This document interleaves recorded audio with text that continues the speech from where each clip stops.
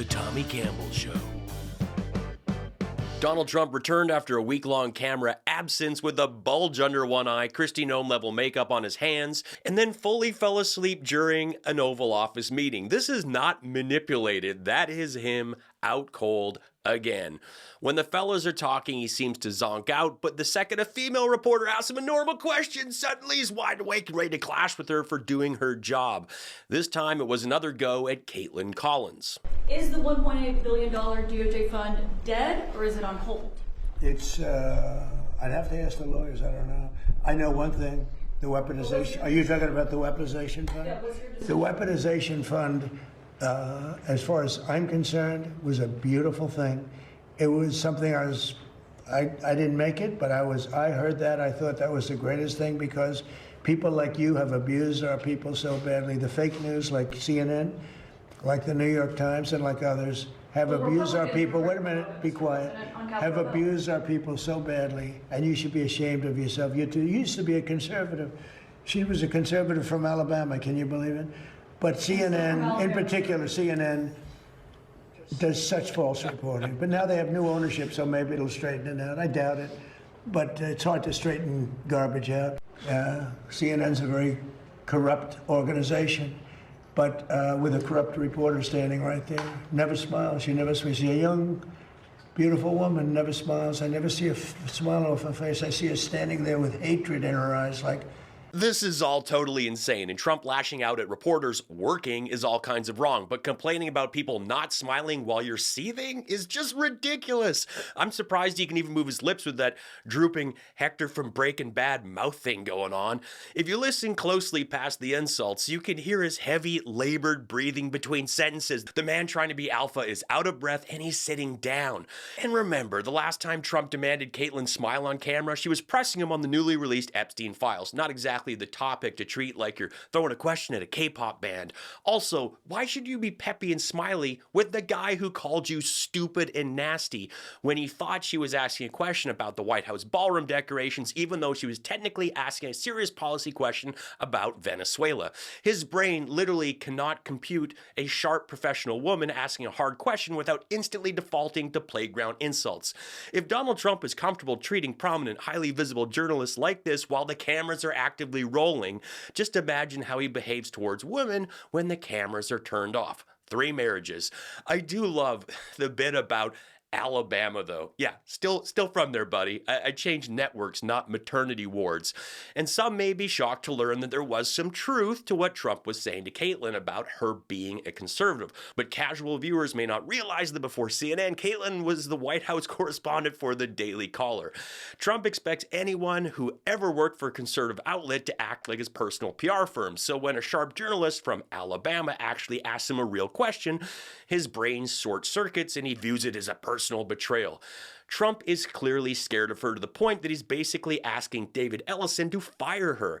A sitting president again trying to thumb the scale. He thinks the entire media landscape is just an extension of The Apprentice where he can call the CEO and people get taken off the air because they made him sweat. Something about Kaitlan does intimidate people. I remembered when Ron DeSantis was running and he tried to grease the wheels in the dumbest way ever. I heard the other day someone say that Kaitlan Collins had some basketball skills. Now, I don't know if that was a mistake or not, but I know in Iowa they have a Caitlin Clark. So I just wanted to give you this as a memento. And yes, he gave Kaitlan Collins the jersey of Caitlin Clark, the famous basketball player, which is quite the stretch because although the names sound similar, they spell them very differently. Kaitlan Collins is spelled with K and an A. Kaitlan, but you know, Kaitlan.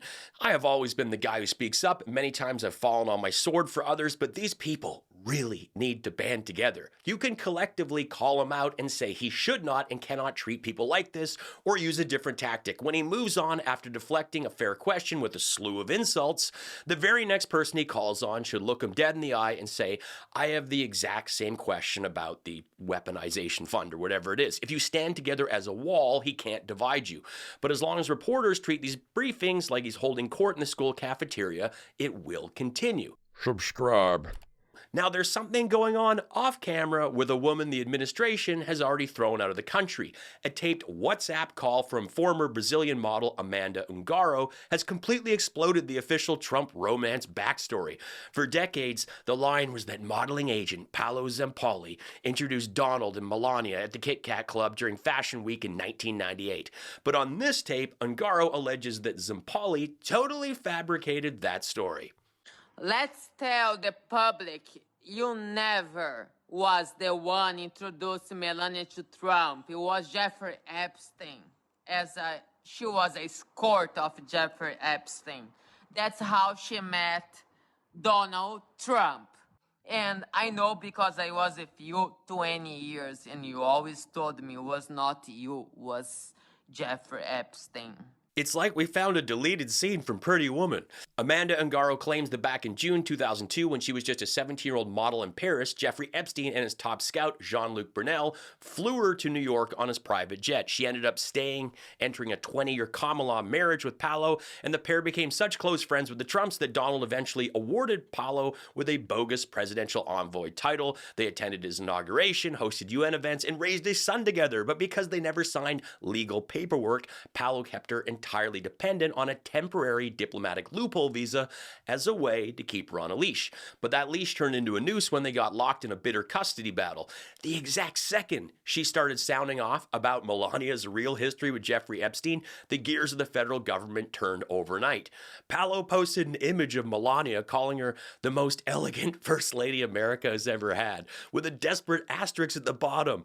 Notice, to social media activists, most of the content coming from Amanda is AI manipulated. Yeah, that's the ultimate 2026 playbook. You don't deny the tape exists, you just blame AI. Don't listen to the mother of my child exposing the First Lady's Epstein pipeline, guys. ChatGPT obviously faked her voice.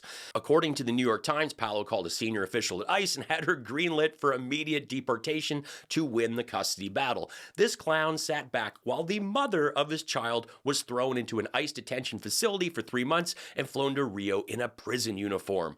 When you threaten the First Lady's carefully curated backstory, Donald Trump is quick to throw away the key. Because, let's be honest, the entire myth of Melania Trump has more holes than a George Santos alibi. We've been told for years that she speaks 5 languages, but there is zero proof she speaks anything other than English and Slovenian.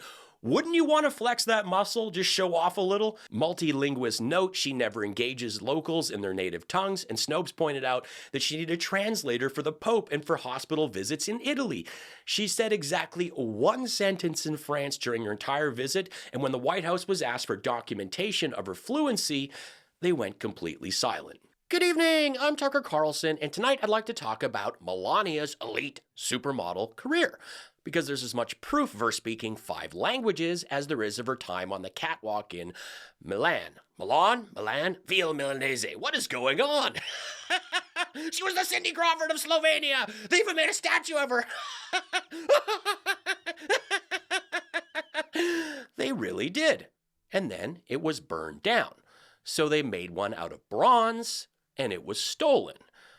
Are they doing this because they love her, or because they want any connection to a country her husband cannot pronounce to completely vanish? Because her life, probably, definitely, maybe, is all a lie. Back in 1992, the era of Zubaz, grunge, and pogs, Melania was runner-up in a local modeling contest, and she took that first loser victory straight to Paris, where she lived with Swedish model, future Playboy Playmate of the Year, and family friend Victoria Silvstedt. But Melania's own modeling career in France was pretty much limited to topless shoots in lads' mags. Now, the people of this country, the land of the free, are not used to seeing such things at mid-rack and 7-Eleven. But in Europe, everyday editorial targeted at men includes women bearing all. This is real. This is normal for them.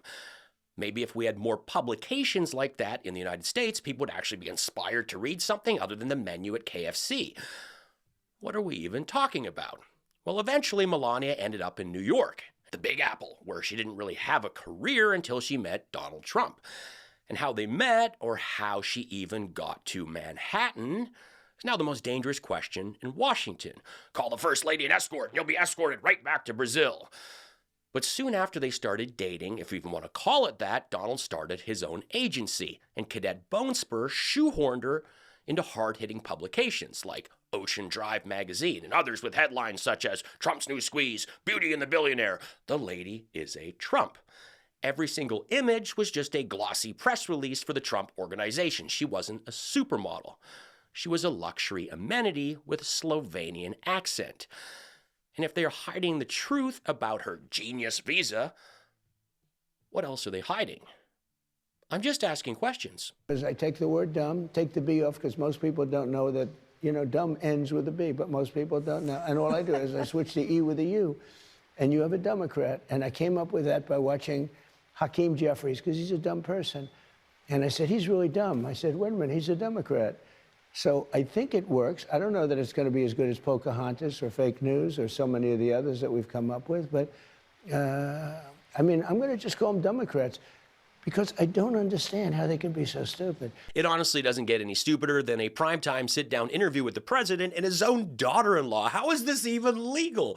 The exact same guy who actively accosts actual journalists is having a cozy one-on-one with Eric Skeletor's stunt double wife, and their main editorial focus is the genesis of his latest insult. It sounds like something a third grader came up with between rounds of tag. I make this independent show on my own. If you love what I do, consider leaving me a tip, become a member for extras, hit up my referral links, and stream my stand-up on Spotify. I just wanted to follow up on her question behind me. If the president's in such perfect health, why does he keep going back in for checkups? I think he likes the results. He does really well. He aces the test every single day, and I do actually believe that he is curious to make sure everything is going in the right direction. He's a very meticulous person in so many ways that are often underappreciated. But for him to want to know all the numbers and keep on top of them, it's the same reason he calls people at odd hours, because something's on his mind and he wants to deal with it. Yes, in purple. Aces the test every single day? Doc, first off, the questions are identifying animals and drawing clocks. Not exactly Mensa stuff here. Calling people at odd hours isn't a sign of a meticulous mind. It's a sign of a lunatic, a man staring at a glowing rectangle at 3 a.m. wondering who he can all caps lock at next. But let's look at what Dr. Oz is actually defending here. He says Trump keeps taking these cognitive tests because he likes the results. Think about how insane that is coming from an actual medical professional. If you have clean blood work, but you keep dragging yourself back in your doctor's office every single week demanding a brand new test, your doctor is going to have a go at you for wasting everyone's time. They'll look at you and say, I told you last week your cholesterol is fine, get out of my office, I'll see you in a year. As a practicing surgeon for decades, Dr. Oz has absolutely dealt with hypochondriac patients who drove him completely crazy. There is no way on earth he would allow his own clinic schedule to be clogged up with people booking appointments just because they want a weekly high five from the staff. He'd look at a patient and say, I get it, you're cancer-free, but I don't need to tell you this every 7 days. Except this isn't hypochondria. A hypochondriac worries about imaginary illnesses.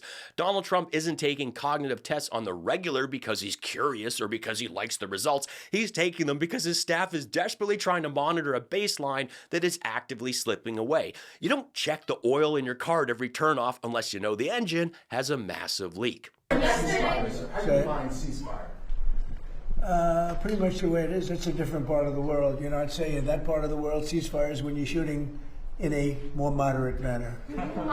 He's asked a simple question about a ceasefire, and Trump responds by saying a ceasefire is just when you're shooting in a more moderate manner. So it's not actually stopping the war, it's turning down the volume. It's not a ceasefire, it's just weaponized etiquette. Okay, so fire your artillery, but only during commercials. Hey dork, you showed up on my Facebook news feed, and you can go to hell with Odumma and Sleepy Joe. There is so much stupid to unpack here, but let's zero in on the fact that Trump just said most people don't know there's a silent B in dumb, and here you are trying to spin Barack's last name into an insult while poking yourself directly in the eye. And come on, Sleepy Joe, you're still hanging on to that one? I don't recall seeing Biden napping through a single meeting while Trump's actively sawing logs and filling his diaper on camera week after week. MAGA tears. I would respond to you, but you're not worth the time. You literally just responded to me. Also, it's your with an apostrophe and an E.